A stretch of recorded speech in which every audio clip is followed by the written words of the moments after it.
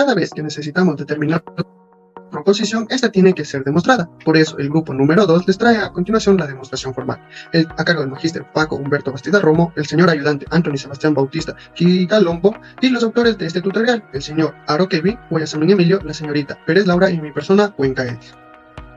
De demostración formal. De acuerdo con Pérez, Aguirre, Arredondo en 1972 y Valdía en 1986, es un proceso utilizado para comprobar la veracidad de una proposición, partiendo de verdades universales y evidentes. Es decir, nosotros vamos a llamar demostración al proceso mediante el cual se establece la verdad de una proposición. Como una nota extra, una afirmación no demostrada se le va a conocer como una conjetura.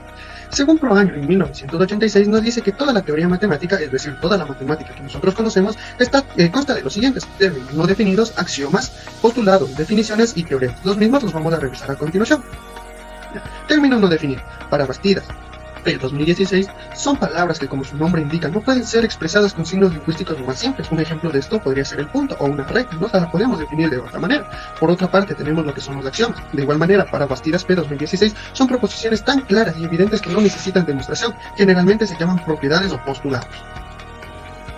Por otro lado, tenemos lo que es las definiciones, que nos dice que son proposiciones por medio de las cuales se exponen con claridad y exactitud los caracteres genéricos y diferenciales de un objeto, dando a conocer su naturaleza. Y finalmente tenemos lo que son los teoremas. De igual manera, para Bastidas P 2016, nos dice que son proposiciones que se establecen como verdaderas luego de su demostración, o luego de ser demostradas como sí, y aquí es donde entra nuestro tema. Las demostraciones, vamos a revisar cuáles son sus métodos y cómo se resuelven.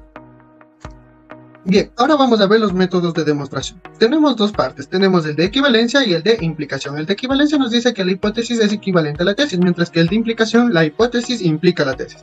Dentro de la implicación tenemos el método directo y el método indirecto. Y dentro del método indirecto tenemos varios casos más, como es la reducción al absurdo, el método de casos, el contrarrecíproco, el contraejemplo y la inducción matemática. Vamos a ir detallando cada uno de los métodos. Comenzamos con el método de equivalencia. La definición más sencilla para el método de equivalencia nos dice que es convertir un lado de la igualdad en forma que tiene el otro miembro, es decir, nuestro lado izquierdo va a ser igual a nuestro lado izquierdo para llegar a nuestro lado derecho. Esto puede sonar un poquito confuso, así que vamos a detallar en este ejemplo. Tenemos aquí esta equivalencia, nos dice que el lado izquierdo no es igual al lado del derecho, pero este método nos permite decir que nuestro lado izquierdo va a ser igual a nuestro lado izquierdo, o que nuestro lado derecho va a ser igual a nuestro lado derecho para poder demostrar nuestra equivalencia. Este método es muy usado tanto en lógica matemática como en lógica de conjuntos, como en toda la matemática en general. ¿Ya? Para que quede un poquito más claro, vamos a pasar con el ejemplo, sin antes mencionar que este método se puede denotar con una igualdad de 3 líneas o una flechita apuntando a los dos lados. Nos dice la siguiente demostración, que demostremos que la secante al cuadrado de A más la cosecante al cuadrado de A es igual a la secante al cuadrado por la cosecante al cuadrado. Se recomienda utilizar proposiciones al lado izquierdo y razones al lado derecho. Vamos a poner nuestra primera proposición utilizando el axioma reflexivo, que nos permite decir que nuestro lado izquierdo va a ser a nuestro lado izquierdo.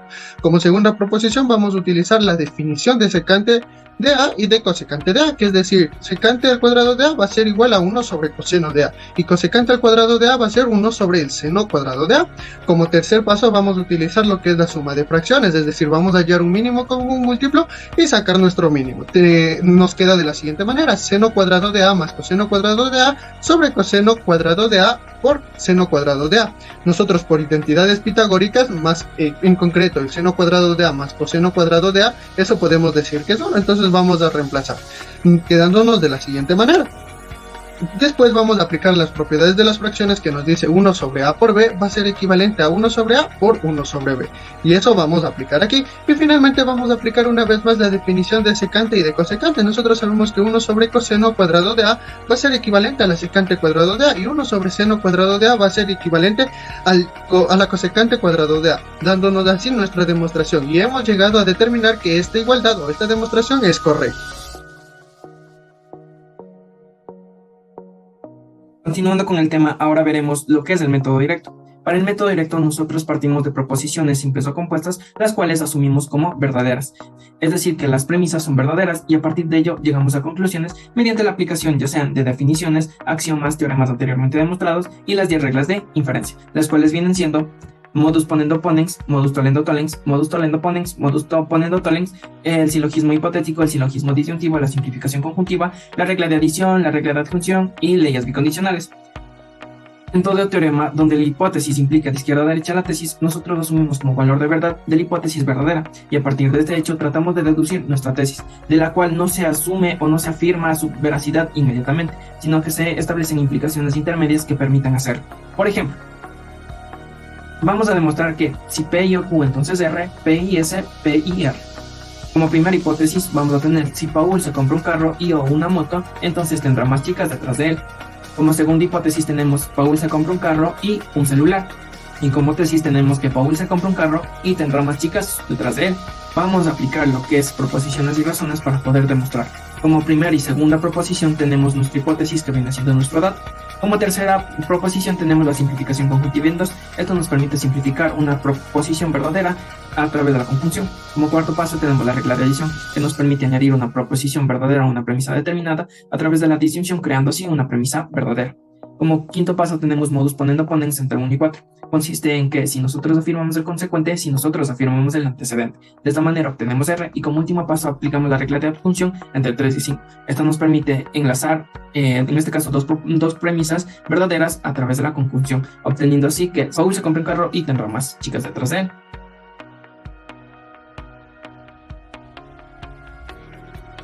Como consiguiente, ahora veremos lo que es el método indirecto. Para el método indirecto nosotros nos enfocamos en preguntas del cómo, cuándo y por qué el valor de verdad de la tesis es verdadera. Se pueden demostrar a través de los siguientes métodos, los cuales son reducción al absurdo, método de casos, contrarrecíproco, contraejemplo e inducción matemática. Primer método, que viene siendo la reducción al absurdo. La reducción al absurdo parte de la suposición de que el valor de la tesis es falsa y aplicando método directo llegamos a un punto intermedio donde llegamos a encontrar una contradicción. Esta contradicción no asume que el valor de verdad de la tesis en realidad era verdadero, por lo tanto queda demostrado nuestro teorema. Como ejemplo tenemos lo siguiente, demostrar que si P entonces Q, P y R por lo tanto Q. Si Paul estudia, entonces pasa el semestre. Paul estudia y se prepara para los exámenes y como tesis tenemos aprobará el semestre. Vamos a demostrarlo a través de proposiciones y razones. Como primera y segunda proposición tenemos que viene a ser nuestra hipótesis, que vienen a pasar a ser nuestros datos. Como tercera proposición, aquí suponemos que el valor de verdad de la tesis es falso. Entonces tenemos no Q. Como cuarto paso tenemos la simplificación conjuntiva en 2. Esta nos permite simplificar una premisa verdadera a través de la conjunción. Y como quinto paso aplicamos modus tollendo tollens en 1 y 3. Que consiste en negar el antecedente de una implicación si nosotros negamos el consecuente de la misma. Entonces obtenemos no Q. Al utilizar la regla de adjunción encontramos P y no P, lo cual nos lleva a una contradicción. Por lo tanto, aplicando el complemento obtenemos que el valor de verdad de esta proposición es falsa y por reducción al absurdo llegamos a nuestra conclusión de que aprobaremos el semestre. Ahora vamos a ver el método de casos. Este método nos dice que la hipótesis se descompondrá en varios enunciados, los cuales deben implicar a la tesis. Vamos a ver un ejemplo. Nos dice demostrar que P y Q y ni P ni Q es equivalente a decir que P entonces Q. Caso número 1, tenemos P y Q implica P entonces Q. Nos dice 5 es elemento de n y 5 es mayor que 0. Esto implicará decir que si 5 es elemento de n, entonces 5 es mayor que 0. También vamos a demostrar a través de proposiciones y razones. Paso número 1, tenemos nuestro dato, que sería P y Q. Paso número 2, simplificación conjuntiva en 1, que nos quedaría Q. Paso número 3, regla de adición en 2, quedándonos así Q y O, negación de P. Y paso número 4, conmutativa condicional en 3, quedándonos así P entonces Q. Vamos con el caso número 2. Nos dice que demostrar que ni P ni Q implica decir que P entonces Q. Para esto vamos a decir que ni Quito es la capital del Ecuador, ni Cotopaxi es una provincia. Esto implicará decir que si Quito es la capital del Ecuador, entonces Cotopaxi es una provincia. Vamos a demostrar también a través de proposiciones y razón. Paso número 1, tenemos nuestro dato, nos dice ni P ni Q. Paso número 2, una regla de la lógica que nos dice que ni P ni Q es equivalente a decir que la negación de P y o Q, quedándonos así la negación de P y o Q. Paso número 3, Morgan en 2, quedándonos así la negación de P y la negación de Q. Paso número 4, simplificación conjuntiva en 3, quedándonos así la negación de P.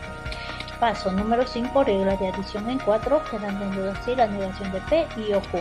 Y paso número 5, tenemos condicional en 5, quedándonos así P, entonces Q. Vamos a ver el método contrarrecíproco. Este método nos dice que la hipótesis que implica la tesis es equivalente a decir que la negación de nuestra tesis implicará a la negación de nuestra hipótesis. Por lo tanto, digo, yo nací en Quito. Esto implica decir que yo soy quiteño. Entonces, al negar, digo, yo no nací en Quito. Entonces, eso quiere decir que yo no soy quiteño. Ya. Vamos a demostrar también que la negación de P y o Q y la negación de Q y o P es equivalente a decir que P sí y solo sí Q a través de proposiciones y razones. Como dato número 1 tenemos la negación de nuestra tesis, que vendría a ser P sí y solo sí Q. Dato número 2, leyes del bicondicional, que vendría a ser la negación de P entonces Q y Q entonces P. Y por último tenemos una ley de la lógica que nos dice que P entonces Q es equivalente a decir que la negación de P y o Q, quedándonos así la negación de P y o Q y la negación de Q y o P. Hablar sobre el método del concreto. Es decir, vamos a dar un valor de verdad falso para admitir que se obtiene una premisa verdadera, es decir, en forma de contraste. Demostrar para todo A que A y B tal que A es igual a B cuadrado, esto me implica que A es igual a B. El valor de verdad de esta proposición es falsa. ¿Por qué? A continuación demostramos las razones. Tenemos dos números, 1 y menos 1. Ambos pertenecen a los reales, por lo tanto es verdadero. Pero nuestra siguiente proposición es falsa, ya que 1 no es igual a menos 1. Y mediante la conjunción obtenemos que esto es falso. Y vamos a aplicar nosotros lo que sería un contraejemplo. Es decir, ahora vamos a ver un valor de verdad verdadero para nuestra proposición que antes era falsa. ¿Pero qué va a equivaler esto a decir? Que tenemos un conjunto P que es igual al conjunto universo, el que antes era los reales. Entonces vamos a dar nosotros un conjunto P que satisfaga. Es igual, en este caso va a ser P es igual al conjunto que pertenece al 1, el único elemento. Entonces ahora vamos a poner que 1 pertenece a P, ¿no es cierto? Entonces el valor es verdadero. Y a continuación vemos que 1 al cuadrado es igual a 1 al cuadrado y esto implica que 1 es igual a 1, verdadero. Entonces por la conclusión obtenemos que nuestra proposición es verdadera. Por lo tanto, vamos a tener que el valor de verdad para todo A y B que pertenecen al conjunto P, tal que A al cuadrado es igual a B cuadrado, esto va a implicar que B es verdadero.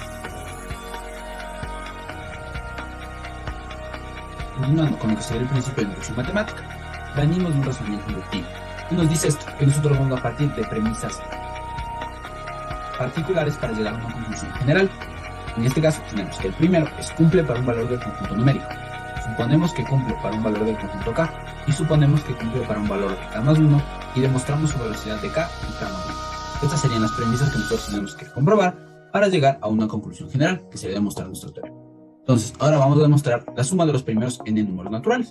Está dada por P de n. Esta sería nuestra proposición y esta va a ser igual a n por n más 1 sobre 2. Entonces, el primer paso es cumple para un valor del conjunto numérico. En este caso vamos a seleccionar al valor de 1, de 1. Como lo vemos aquí, realizando nuestros procesos aritméticos correspondientes, vamos a obtener que 1 es igual a 1. Nuestro valor de verdad es verdadero. A continuación, vamos a suponer que cumple para un valor de K.